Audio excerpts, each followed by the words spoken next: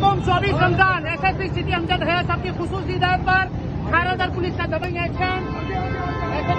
रशीद साहब की अमन कार्रवाइयाँ। इन्होंने यहाँ पर जो है वो बाइकें चोरी करके बैटरियाँ, मशीनें और लोगों की चीजें चुरा कर यहाँ पर इतनी ज्यादा कंप्लेन है कि आज एनसीसी का यहाँ पर सिंध पुलिस और खैरादर पुलिस के साथ अंदर दबंग ऑपरेशन चल रहा है।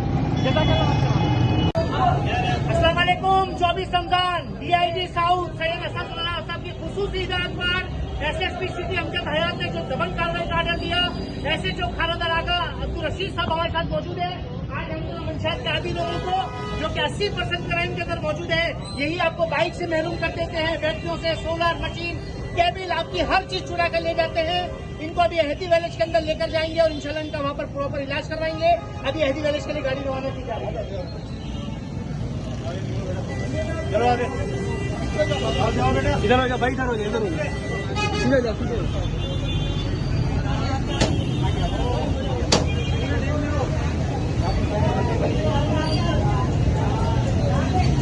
इधर खड़ा भाई, इधर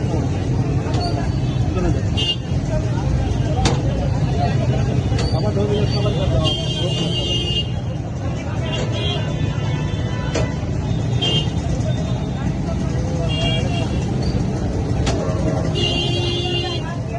आराम से आराम से